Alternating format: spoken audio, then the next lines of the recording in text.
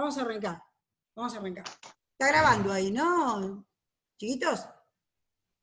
¿Sí? Sí, profe. Bien. Mi idea es la siguiente, chicos. Mi idea es que este caso de la revolución de Haití sea un poquito un leading case para ustedes, para poder hacer el trabajo, para poder arriesgar un trabajo que no sea una copia de lo que dicen otros autores, sino más bien sea un trabajo pensado por ustedes. O sea, ya en primer año todavía uno está muy atado al autor. No se atreve a cuestionarlo, no se atreven a cuestionarme a mí o a otros profesores que tengan, excepto que sea, bueno, demasiado grosso, digamos, la dificultad. Entonces, en segundo año, ustedes ya se tienen que acostumbrar a pensar por ustedes mismos y a ser capaces de criticar al autor que están leyendo, porque esto les va a permitir comparar y les va a permitir algún día poder elegir con qué autores se quedan y con qué autores no, y aún aunque se quedan para discutirlos, ¿no? Para tratar de replantearse, sí, lo que hacen. Entonces, para eso tienen que atreverse a pensar y atreverse a equivocarse. ¿Qué podía pasar en un foro con lo que ponían? Que a lo mejor otro no lo compartía, mejor, porque así hubiese generado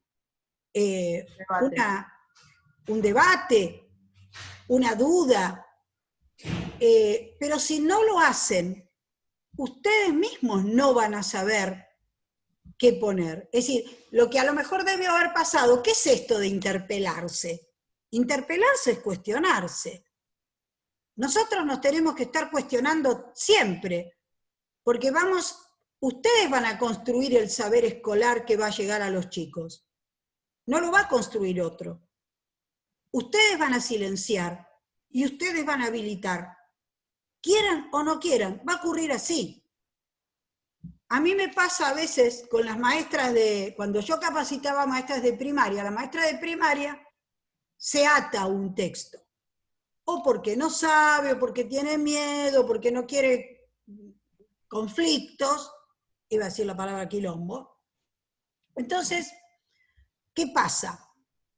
Se ata a un libro como si ese libro fuera la verdad revelada, y ese libro tiene que ver con una editorial, con un marco teórico elegido por esa gente, con una ideología, con un montón de cosas. Entonces, cuando ustedes estructuren un conocimiento y decidan que ese conocimiento es el que van a recibir sus alumnos, seguramente, aun cuando no lo quieran, hay cosas que van a silenciar y otras que van a habilitar. Entonces, si yo abro mi mente y soy capaz de preguntarme cosas, ¿sí? De preguntarme qué pasa hoy en mi época. Porque, a ver, ¿es casualidad que la revolución de Haití no la hayamos estudiado nunca? ¿Es casualidad? No. Bueno, hoy yo les voy a explicar por qué no, que es la obra de Michel Truilliot. Pero esas preguntas, primero, tienen que haber pasado por ustedes. ¿Por qué? Porque si no, ustedes van a ser meros transcriptores de libros, de bibliografías y de ideas de otros. Entonces, esto es muy importante lo que estamos hablando, chicos, porque hace a reconocerse ustedes como sujetos de la historia, no que ustedes están afuera. No, en definitiva la culpa la tiene el autor que yo trabajé, y si el autor no lo dijo, ¿por qué lo voy a decir yo? Bueno, si el autor no lo dijo, yo tengo que buscar otro autor, o preguntarme por qué no lo dijo. Porque nada de esto es inocente.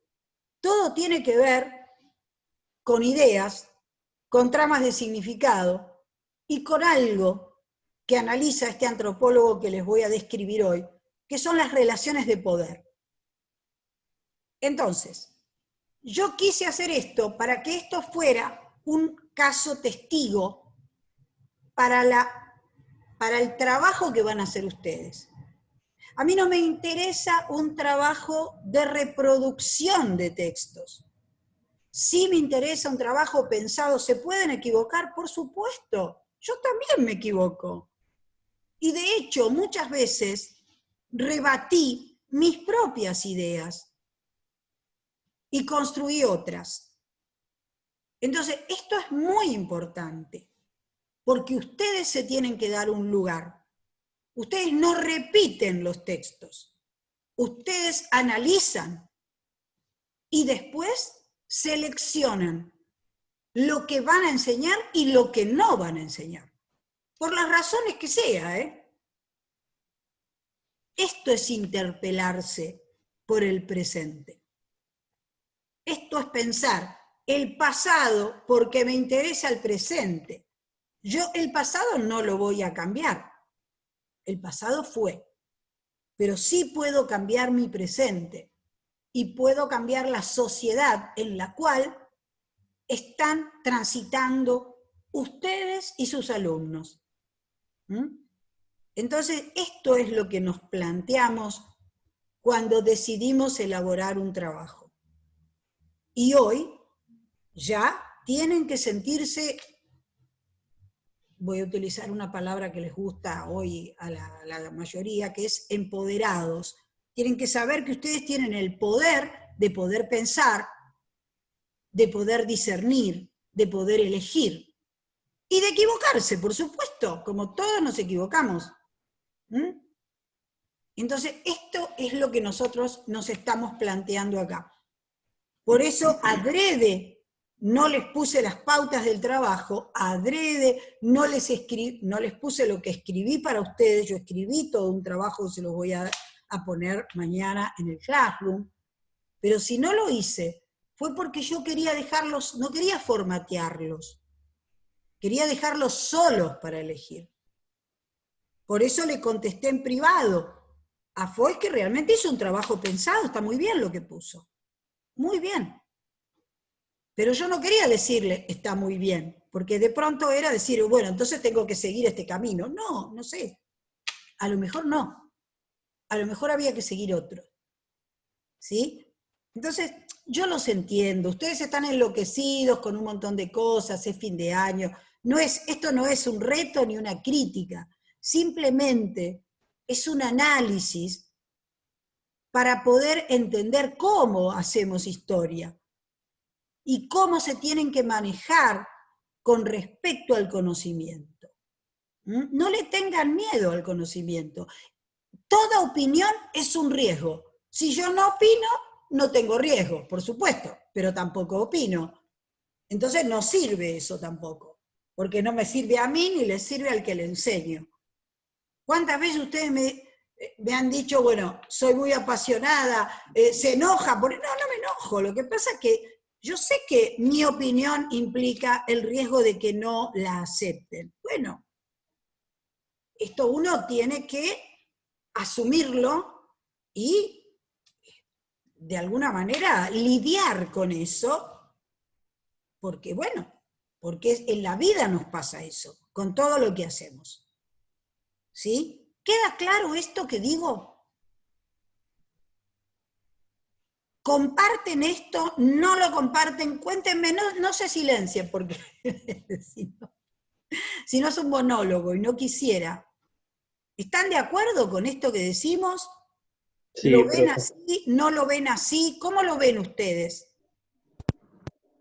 Yo en lo particular lo veo así como dice usted. Lo que pasa es que Juan Bagri ahora. Sí, sí. Yo estoy Sí. podrido, profe. Es la realidad. Lo que usted nos da y lo que usted nos está diciendo está perfecto, tiene razón, es la búsqueda de conocimiento. Yo creo que como varios compañeros estamos recontra remil podridos de todo este contexto. Podridos en que todo te dice sí, los entendemos a todos, pero te terminan tirando trabajo tras trabajo, que presentes todo el 15, que si no lo presentás el 15 te vas a abril, que no puedes rendir finales, que fijaste esto, que yo no te digo nada, no te obligo, pero te tiro que te falta esto, te falta el otro, te falta otro, y llegamos todos cansados. Claro, es que yo lo entiendo eso, por eso les decía, no quiero que lo sientan como un reto, ¿eh? No, no es eso, no es ni siquiera una crítica, es simplemente contarles por qué lo pensé así y por qué me gustaría que se liberen, chicos, aun cuando no importa si lo pueden hacer ahora, no importa si lo van a hacer en el futuro, pero que lo vean como una posibilidad para pensar las cosas de otra forma, ¿no? No, Profe, Justamente sí, es parte de nuestro trabajo, ¿no? Tener un pensamiento crítico acerca exacto. de lo que nos dicen y de lo que nos plantean los diferentes autores y profesores. Justamente es parte de nuestro trabajo. A mí lo que me dio cuando leí lo que usted nos había puesto ahí, en primer momento lo que me vino a la cabeza, y me acordé así como, no sé ni cómo me acordé, fue de un libro, un texto que había leído hace unos 2 años más o menos, cuando mi nena empezó la secundaria. La estaba empezando a ayudar, digamos, a orientarla, porque le costaban por ahí los textos así un poco más largos y eso, porque recién salía de la primaria, y había un texto que se llamaba El espejo africano, que no sé si lo leyó, es un texto para chicos adolescentes, ¿no?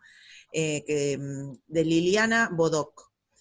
Y me acuerdo que cuando se lo leí a mi hija tratando de ayudarla, se me caían las lágrimas por la situación que contaba. Y justamente relataba, en forma obviamente literaria, una situación de estas, de un secuestro a una chiquita africana, que la sacaban de los brazos de su mamá. Y bueno, nada, me vino a la cabeza ese texto y lo busqué. Y lo iba a poner en el foro, pero después dije, no debe tener Bueno, nada que ver, no sé. no, pero no Me tengan dio miedo. vergüenza. Por lo menos conmigo no tengan, no, chicos, no tengan vergüenza. No, libérense. Libérense porque la idea es ser honestos. Ustedes ven que yo les digo lo que yo considero que les tengo que decir. Yo no me detengo bueno, pueden estar de acuerdo o no, y está buenísimo que no estén de acuerdo. Pero no tengan miedo, háganlo cuando quieran. O sea, yo quería en esta semana, porque no quería organizarles el pensamiento. Pero no importa, lo pueden hacer igual porque, bueno, ustedes son libres y como vos decís, a lo mejor ese texto enriquece a los demás y es súper importante. Uh-huh. Yo creo en el conocimiento colectivo, chicos. No creo que el conocimiento sea individual. No creo que uno sea dueño de su conocimiento y lo tenga para sí. El conocimiento, si no se comparte, no sirve. De hecho, nosotros somos formadores. O sea, constantemente estamos compartiendo nuestro conocimiento. Entonces, háganlo tranquilos cuando puedan. Pero bueno, quería contarles que ese había sido mi propósito. Nada más que eso. Sí. Profe, yo para ampliar, Pablo habla, para ampliar lo que dijo Juan, a mí qué me pasó, que bueno, que un poco la consigna derivaba en tener un poco de respaldo bibliográfico y podido haber leído. Yo vi el videíto, todo, y después participar en la clase, una idea formada tenía, y es más, estuve 100% de acuerdo con todo lo que escribió Ivana, y me pareció fantástico el resumen que hizo. Sí, y yo excelente. Solamente hubiera podido replicar o repetir algo de lo que hizo ella, y yo de no haber tenido tiempo, para haber leído, no participé porque hubiera querido tener algún argumento propio a partir de la lectura. Bueno, por tiempo no lo hice. Yo les propongo que otra vez lo pongan eso. Bueno, no pude leer todo, pero así, lo que en investigación se llama una observación ingenua, que no es ingenuo porque sea ingenuo, sino se llama así. Es simplemente una observación por encima, queremos decir. Bueno, digo esto, no importa, atrévanse a decir. No importa, a lo mejor tienen otro al lado que dice, no, che, mirá, yo no comparto eso, para nada. Bueno, buenísimo. Pero que el foro sea... En mi caso no era por temor a equivocarme, profe, no era por No, temor a no, equivocarme. es Era porque para tener... quisiste tener Ok. una base más sólida, está bien, no Claro. es una crítica tampoco, pero digo, a veces nos perdemos la opinión, porque a lo mejor usted dice, y bueno, pero yo no estoy preparado. Miren, un profesor mío de didáctica, que era un recapo, se llamaba Aníbal Villaverde, el que diseñó hay un libro que se llama Ciriliano Villaverde de Dinámicas de Grupos, fue uno de los primeros que hizo eso. Y él dijo, chicos, nos decía a nosotros, escriban ustedes los libros, porque si no los escriben los sinvergüenza, ¿no? Los que no tienen ningún problema. Arriésguense, no importa. Está bien, hay que ser serio, hay que buscar textos validados, ¿m? Pero bueno, no importa. Es decir, arriésguense un poquito. Esto es lo que tratamos de que la palabra circule, por lo menos entre nosotros, porque no tenemos la clase. Si nosotros estuviéramos en clase, esto hubiera sido un debate que surge en el momento, ¿no? Pero bueno, yo les mandé una serie de libros, después ustedes esos libros son base, ¿sí? Después ustedes van a trabajar con lo que quieran. Siempre, siempre recuerden que toda bibliografía tiene que tener una base académica, ¿sí? Ser con un respaldo de una universidad, o de Educar, o de ABC, o de alguna entidad que tenga un respaldo, para que ustedes se sientan un poquito más seguros con lo que van a escribir. Pero esto es para marzo, no es para ahora. Lo que pasa es que yo se los empiezo a dar ahora para que ustedes hagan acopio de ese material. Y después ustedes solitos van a ir eligiendo, yo les voy a dar la pauta, la cantidad de páginas, todo eso ya se los voy a poner. Pero, o sea, háganlo con felicidad, no lo hagan con angustia, no se estudia con angustia. Yo sé lo que pasa hoy, porque hoy se les viene encima toda la cursada, el cerrado de todo, yo entiendo todo eso. Por eso, digamos, releguen esta historia, que yo no me voy a enojar por eso, yo lo entiendo perfectamente. Pero bueno, lo que trato de hacer es ir marcándoles el camino que vamos a seguir, para que después tengan, de alguna manera, todo más o menos organizado. Eric, ¿me traes un vaso de agua, por favor? Bueno, vamos a... ¿Cómo?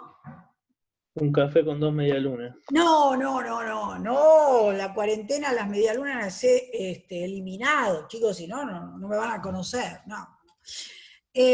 Bueno, vamos a empezar por esto de Michel Truilliot.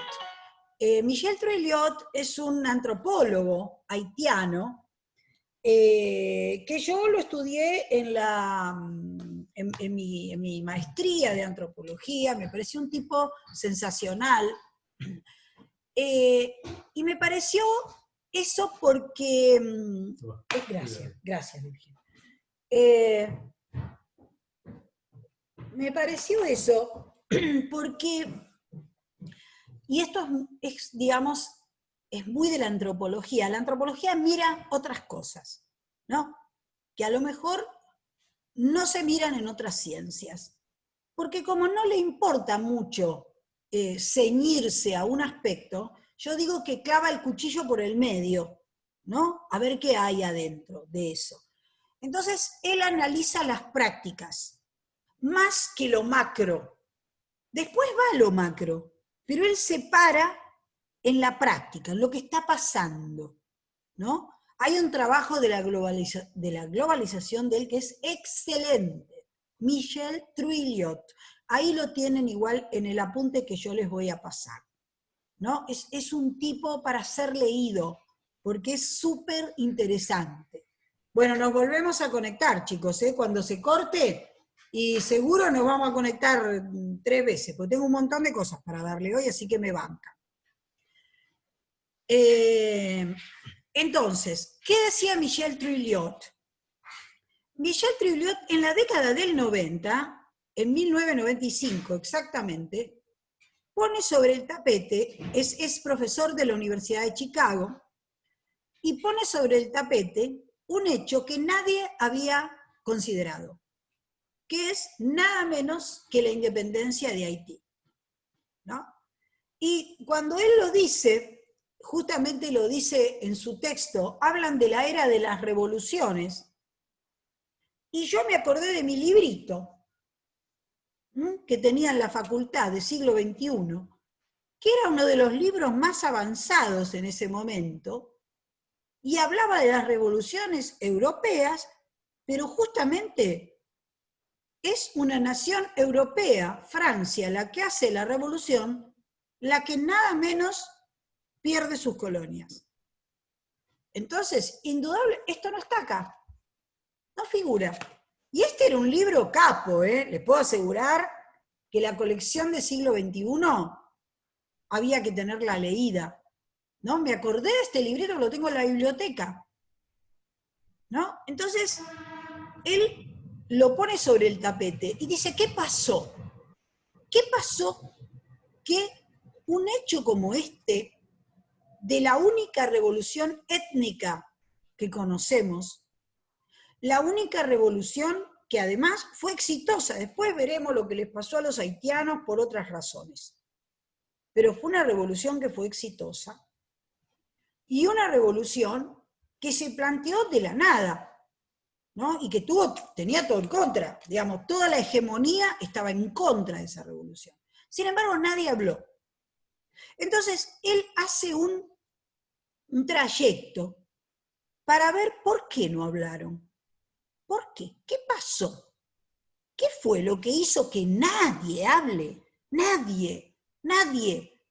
Ni la gente de su época, ni los historiadores, ni la gente de izquierda, ni nadie habla. Entonces, él llama a la revolución de Haití un no evento. No evento. O sea, algo que supuestamente no es. Pero fue. Entonces, él va a la práctica y dice, ¿se realizó la revolución? Sí, estuvo de verdad. ¿Y por qué nadie habló?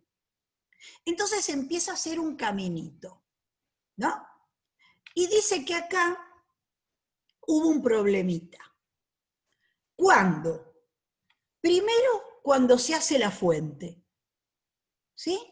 O sea, en ese momento estaban todos tan complicados en esa práctica que, digamos, no se reparó en hacer esa fuente. Segundo plano, cuando se hace el archivo, o sea, nadie archivó, ¿sí? Tercero, cuando se hace la narrativa, puede ser que nadie narró o que no les interesó narrar. Finalmente, cuando de esa narrativa, retrospectivamente, se hace la historia, tampoco.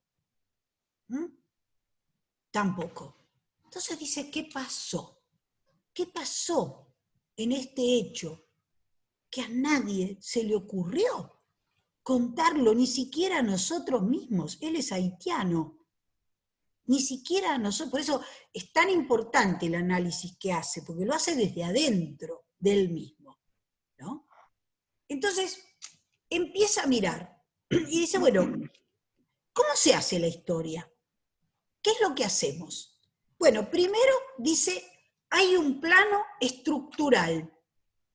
¿Qué es la estructura? La estructura es lo que nosotros llamamos la socialidad. O sea, cómo se entraman las relaciones sociales. ¿Cómo puede ser esa sociedad? Esos rasgos. Bueno, hay que describirlos. Piensen que este es el camino que a lo mejor van a seguir ustedes. ¿Cómo es esa sociedad? ¿Es una sociedad de estatus? ¿Es igualitaria? ¿Hay amos y esclavos? ¿Hay clases? ¿Hay estamentos? ¿Hay castas? ¿Qué es lo que hay en esa estructura social? ¿Sí? Entonces, se mete en esa trama y analiza cómo se construye esa sociedad. ¿Hasta acá me siguen lo que digo? Sí, profe. Bien. Segundo, Profe, sí. ¿Qué? ya cuando usted dice esto de los problemas de la fuente, nadie archivó, nadie narró, y esto lo de la historia, se me viene a la cabeza el por qué no quedó nada de todo esto. Bueno. Se me viene a la cabeza, por un lado, que si eran esclavos seguramente no tendrían acceso a la escritura, a dejar un registro formal de esto. Es Por una otro lado, posibilidad. Es una por otro lado, posibilidad cierta, sí. se me viene el lenguaje, el francés y el español, que si bien en Hablaban la materia francés y hablaban lo que se llama el criol, que es del el tiempo, francés, digamos, que hablan en Haití. Lunfardo. Claro, sí, que sí. entre tanto sigue y vuelta entre los españoles y los franceses, que silenciaron de algún modo los hechos históricos, porque a ninguno de los dos países europeos les fue bien con la gente de Haití, porque Bien, terminaron con su bien, independencia. bien, bien, muy bien, muy bien, muy bien. Ahora vamos a ver si estamos en lo cierto. Pero Yo estás tengo otra apreciación. muy bien encaminado, muy bien encaminado. ¿Ven? Esto es lo que yo quiero. Que ustedes propongan, porque la historia es interpretación, chicos. Es Yo eso. tengo otra apreciación. A Porque ver, usted decía que tiene un paralelismo con otro tipo de colonialismo. Yo pensé que Juan iba a decir lo mismo. Encuentro una semejanza con el acallamiento digamos, de los subalternos en las colonias británicas en la India. Como que bien. hay toda una Bueno, historia ahí está, silenciada. ahí está lo que preguntaba Sole.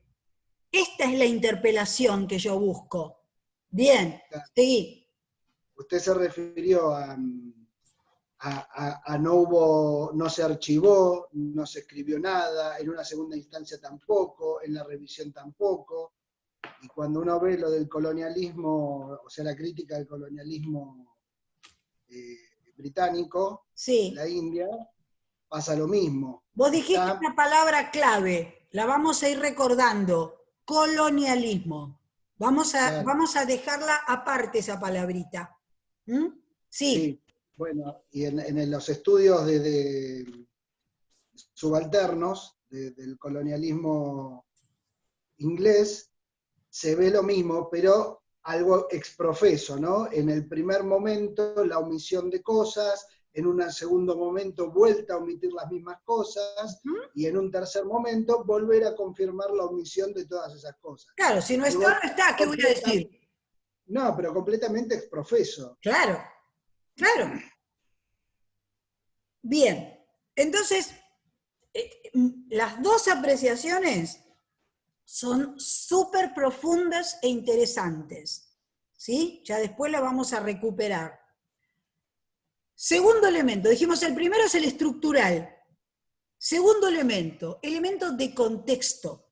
¿Mm? Y acá está lo que hablábamos nosotros de la espacialidad. ¿Qué hace Trujillo? Que vive en Haití y que conoce ese contexto porque ha sido su contexto, se mete en ese espacio, es el espacio vivido, pero también lo ve como un espacio percibido. ¿Cómo lo miran los demás? ¿Cómo lo entienden ese espacio? Y podemos compararlo, dice él, con otros contextos que tengan población afro, como por ejemplo la situación de Brasil o la situación de Estados Unidos. Es decir, ¿cómo podemos equiparar esos contextos? ¿De qué nos sirve